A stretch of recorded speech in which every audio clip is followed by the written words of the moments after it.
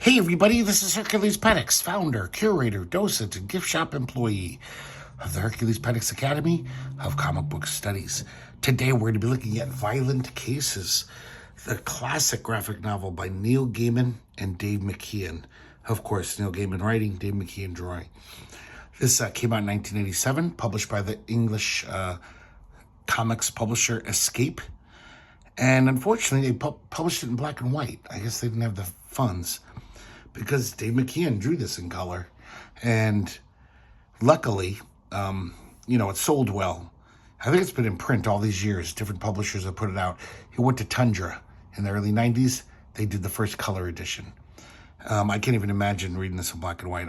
I'm glad I don't have that one. And this is the Dark Horse edition from the early 2000s. So I'm pretty sure, I think Dark Horse has just been continually reprinting this because it's Neil Gaiman. And Dave McKean contributed a new cover to this. Very interesting. Crazy painting there. This is a really nice edition. It's got these end flaps. These are photos taken by Dave McKean. He designed the whole book. And we got the title page. Really nice design work. Acknowledgements. They thank Alan Moore. And a really good introduction by Neil Gaiman. Really gives you a good history of how we met Dave McKean, how they began this graphic novel, and how it got published. Short, but very informative. He adds a 2003 addendum to this. So that's when this book came out. This is Dark Horse edition. And that's kind of nice to see. I assume this original introduction is from the Tundra version. Another design page, and then the story starts. And as you can see, I guess this does kind of work in black and white. Dave McKean has a very subdued palette in this. It's very, low-key coloring. But it adds a lot, just the hints of blue and everything. As we'll go through, you'll be glad that this is in black and white. So this is kind of an autobio comic. It's Neil Gaiman. There he is as a young man. He's the narrator. He's telling you a story about his life. And he's just remembering, a lot of it's him remembering his childhood.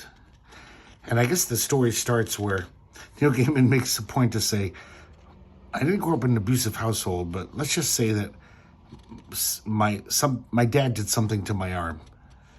He dislocated it or sprained it. It was just some kind of, thing that happens. And he talks about his father as this giant of a man. And of course, Dave McKean does this great worm's eye shot. This is how Neil Gaiman saw his father, like literally looking up at him. He looks almost like a colossus. I love this drawing of young Neil Gaiman. What a cute kid. So I guess it takes place in Portsmouth in the 60s when Neil Gaiman was growing up. He's a little kid. And his parents and him were living with their grandparents. Because of the sprained arm, his dad takes him to the local osteopath, the bone doctor. It's a kind of a weird place. You have to go down all these stairs to this basement. There's just all these old guys hanging out, drinking and smoking in the waiting room.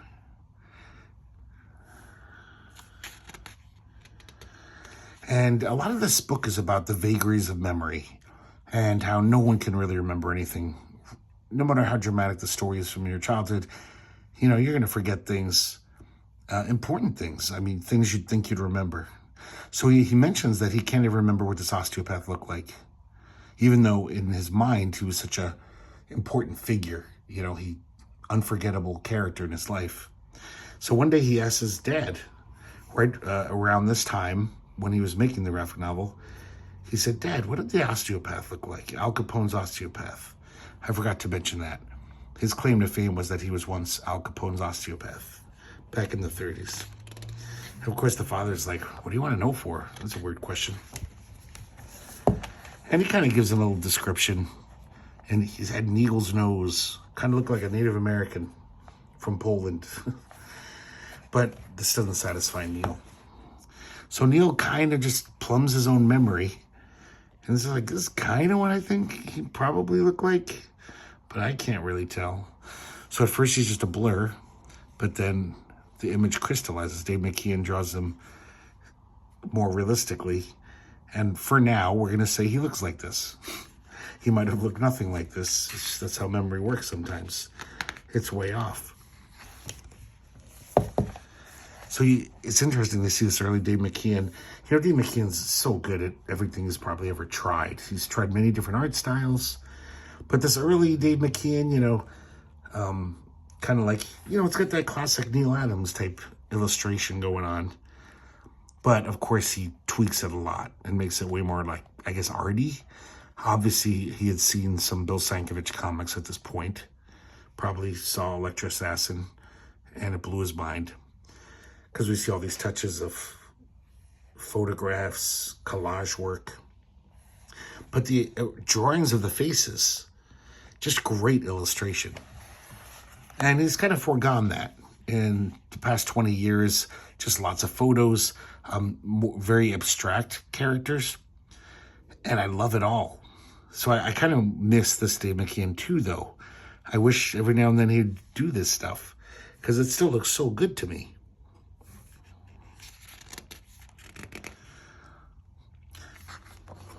So this osteopath kind of tells him his whole story while he's working on his back. Talks about how he got to America.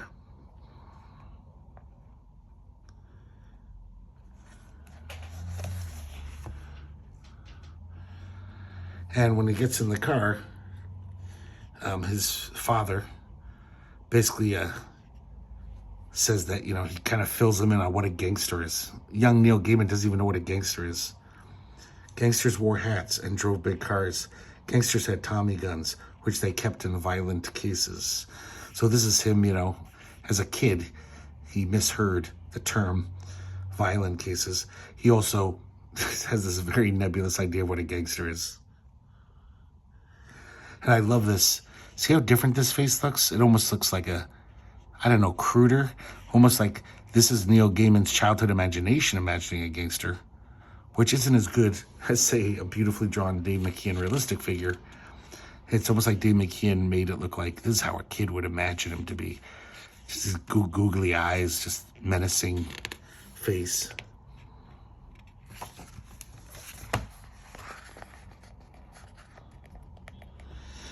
He tries to ask his grandparents about gangsters. They don't really want to talk about it. Like, you shouldn't talk about stuff like that. So the next week, they go back to the osteopath. And the osteopath is telling him more stories about the gangster days. Talks about, I guess, I never heard this story, but Legs Diamond's wife, apparently, when the guys would come over for poker, she electrified the chairs. And she'd go into the other room and shock them all. And then say, that's where you're all going to end up, all you bums. You'll wind up fried in the chair. If that's a true story, that's pretty amazing. So he's telling him all about Al Capone's parties. The osteopath still is in rapture, just remembering these parties. They were beautiful. It would have torn your heart out to see the parties they had.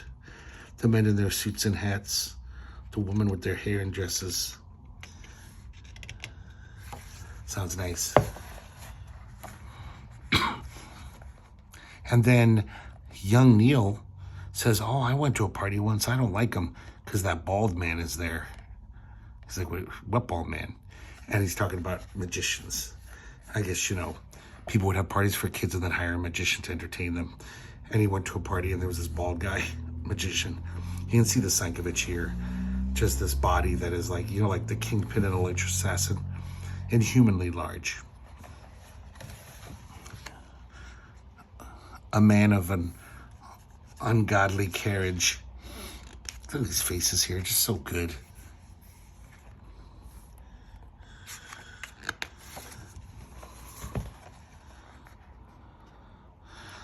So I guess he's all good. And his father pays him off. And the osteopath says, "I'll see you before I go," kind of cryptically. So when he tells his father about this, his father said, "He didn't say that." And the kid gets angry. Neil gets angry, so he says, "You can go walk if you want." And he has a flashback to when once he pushed his dad so far that it wasn't just an idle threat. He actually told his kid Neil to get out of the car. And of course, he drove back after 1 minute. His parents were frantic because Neil hid in the bushes to freak him out. So now Neil is getting us fitted for a suit for a birthday party. And he goes to the tailor, which I guess was a thing back then. I wonder if this is actual just fabric glued on the page by Dave McKean. It could be, knowing him. I should mention, you guys probably know this, but this is the first Neil Gaiman, pretty much his first work, and Dave McKean's. They did this graphic novel when they were unknowns, and it started a beautiful collaboration. This, I think, still going on. I think every now and then those guys still do shit together. So he goes to the party, and of course, who should show up but the bald magician? This is really Sankovic. That's so Sankovic there, the kingpin and electro assassin type thing. He's just like a rectangle of girth. So basically, Neil sneaks away. He hides behind this curtain. And behind the curtain is the hotel's bar. I didn't mention this party's at a hotel. It's a very fancy party. And who should be there at the bar drinking? The osteopath. The osteopath buys Neil a Coca-Cola. And you know, like I always say, guys, I can't read the whole thing. Copyright law and all that, but it's just stellar writing. All the dialogue's spot on. And the captions of, the narrator, Neil Gaiman as the narrator, just really, really insightful, and just, it's just amazing that this is his first work, and he already had all the shit down. So he tells them more about Al Capone. Talks about his legal problems, how they never caught him for any of his real crimes, but they finally got him for tax evasion, and he had to go to jail. And that's when the osteopath just went to California. He's like, I'm not going to wait for that guy to get out of jail. I have my own life. He tells some stories about Al Capone. I think he's drunk, so now he's not censoring himself. He's telling little Neil Gaiman all these kind of gnarly stories about the gangster days, about killing rivals. This one Irish mobster, they killed him just for making a crack about Sicilians.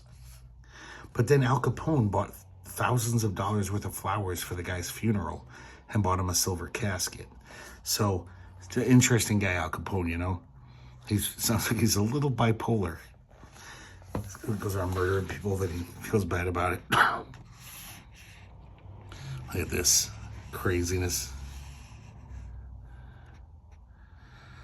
And as the magician does one of those things where he has a little explosion and he disappears in it, this is kind of interesting. Just breaks the panel.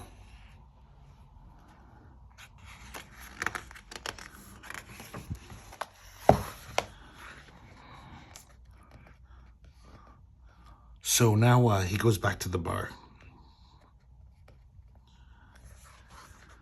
And also the magician comes into the bar. So now Neil Gaiman intercedes as narrator and says, if for some reason this part of the story, I don't remember him the way I remembered him in the first half, as a avuncular kind of old guy. Now I'm picturing him as a young John Garfield. Oh, I'm sorry, not John Garfield. This is the guy from Maltese Falcon, who's Humphrey Bogart's partner. And all of a sudden now, this is how I remember him. So, Dave McKean draws him like this, but then Neil Gaiman says, this is how I remember him, and now he's this for the rest of the story. So the osteopath asks young Neil, he says, how's the party going? He's like, there's party games and stuff. And the osteopath, he starts recounting a story of some party games he once saw. Meanwhile, the party game they're playing is actually musical chairs.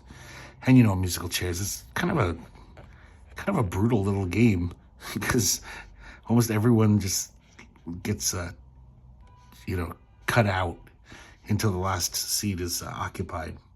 Always leaves a lot of kids crying. So the osteopath starts telling a story about a party, quote unquote, that Al Capone once had. He sent out invitations, but he sent out the invitation with his biggest torpedoes, his biggest goons. And he made sure those people showed up at his party because the goons threw them in the trunk and made sure they came. And they all drove back to Al's place.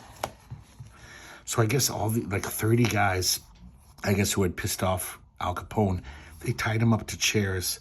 And then Al Capone came in with a baseball bat and just berated them for hours. Each one of them, telling them what a piece of shit they are. Look at the art here, how it changes. Much more harsh. This inking is just very, what's the word for it? Choppy. No more fine line illustration.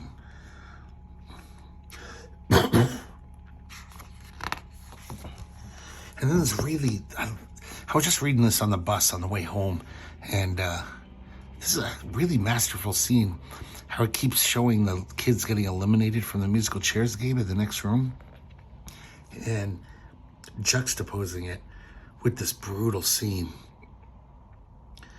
because then it gets really brutal when he goes to the end of the line of these guys, and one by one starts bashing their brains out with his baseball bat. And the guys couldn't do it. They're all tied to chairs. So these guys got to just sit there knowing that their turn's coming up, that they're going to be eliminated from the game, just like these kids playing musical chairs.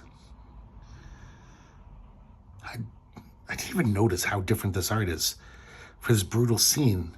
It's so good. Really like it. Very, I guess they call it chiaroscuro.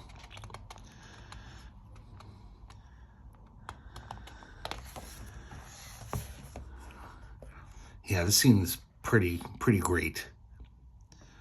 And look at this. Just, the ink takes over the panel.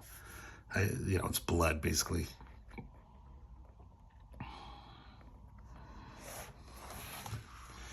Of course, Al Capone paid for all the funerals for all these guys. He spent $100,000 for the flowers, supposedly more than Queen Victoria had at her funeral. So once again, Al Capone, very strange guy. Meanwhile, back in the party, the last two kids who are contesting for this last chair, it just turns into a brawl. They just start beating each other up. And the chair's just sitting there unclaimed. They don't even care anymore. And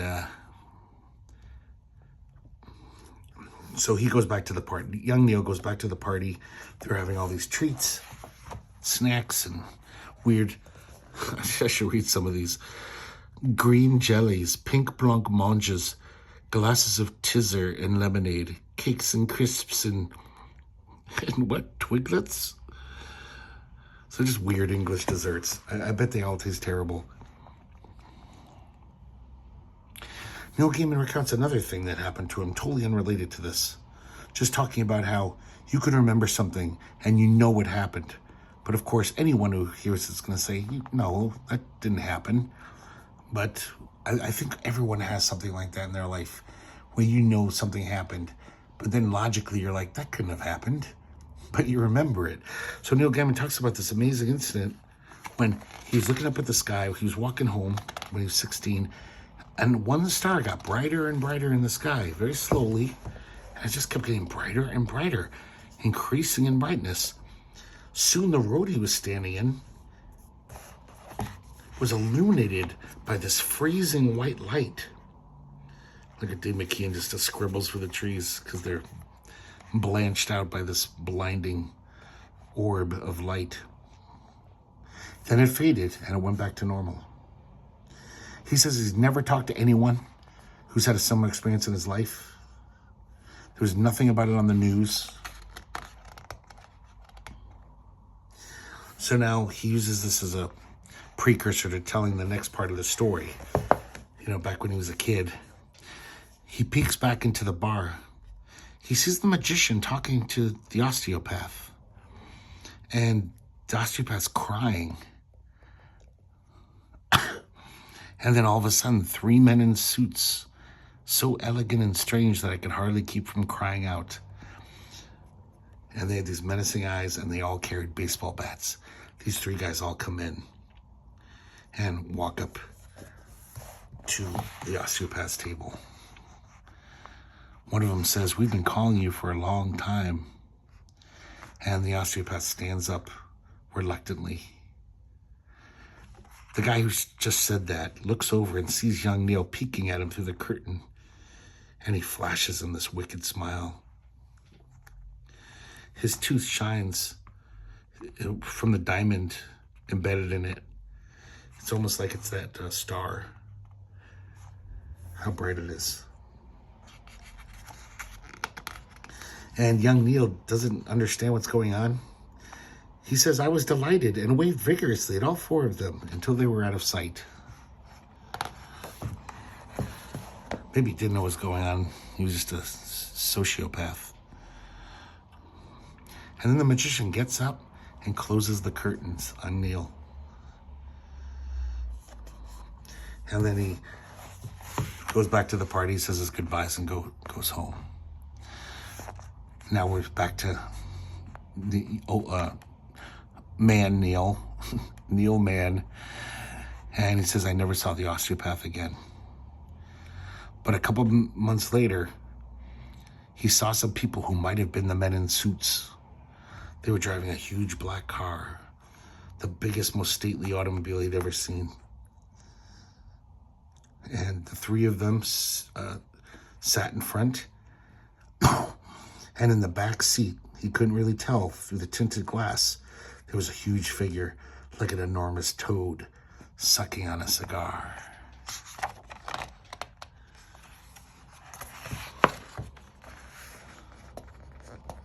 And then we see this very almost cinematic view of the car, little close-ups.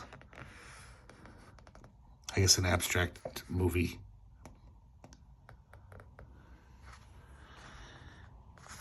And young Neil says, "I stared at the car until it was out of sight. Nobody seems to wear a hat these days." And we see an empty hat rack, echoing the full hat rack from the first scene. And that's it. It's another beautiful little end flap, nice photo. And we have some blurbs on the back from Clive Barker, Bill Sienkiewicz, and Alan Moore.